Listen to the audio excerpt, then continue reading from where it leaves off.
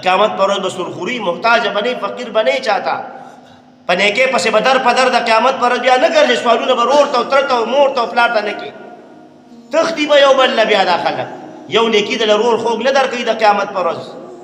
یو نیکي دله خوږه مور نه درکوي د قیامت پر ورځ یو نیکی دا خوږه بیبي دی خوږ خاوند له دا خوږ خاوند خوږې بیبي له بیا نه ورکوي د قیامت پر ورځ دا نن چې تاسو د بچو دپاره ماړې داړې کوئ حرامې راوړې ظلمونه کوئ د ظالمانو سره ودرېږئ په صفونو کې د خپل مفاد او د حرامو او د پلیت مال دپاره او د هدې دپاره د لالچ دپاره او بچو له دا نه ګورې تمیز ختم شو د حلال او د حرام دقه خوږ بچی به تاله یو نیکي د قیامت پر ورځ درنه کي مسلمانه یوم یفر المرء من اخی و امه و ابی و صاحبته و بنی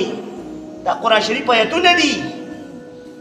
هر یو به د بل نه تښتي دا خوږ خوږ رشته دار به د یو بل نه تښتي نو ولې ځان له آخرت تباه کوئ آخرت ځان له مه تباه کوئ بیا به هلته څه کوئ هلته به محتاج یو بیا یو نیکۍ پسې به بیا سوال کوئ خو نه به میلاویږي د شانه بیا نو د شپې چې څوک ډېر خوبونه کوي او دې نفل استغفار عبادت نه کوي نو دا به د قیامت پر ورځ د دې حدیث شریف نه پته ولګېده دا به فقیر پاسي محتاجه دی به محتاج وي د قیامت پر ورځ نیکو ته به محتاج وي هلته خو روپۍ پیسې ټکې نه چلېږي نه ډالرې نه ریالونه هلته به د قیامت پر ورځ ګاډي او بنګلې نه وي نیکۍ پسې به خلک سوالونه او مینتونه کوي په یوې یوې نیکۍ پسې یو نیکي دې سیوا شو په ګناهونو باندې به د جنت حکم به در باندې وشي چې وې داخلې کې که یو نیکی دی کم شو په ګناهونو باندې نو د جهنم حکم به در باندې کي فی یوم کان مقدار بیا دغه د قیامت پر ورځ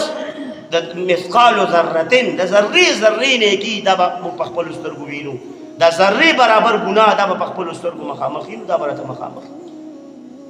نو الله پاک دې موږ تاسو باندې رحم وکړي زموږ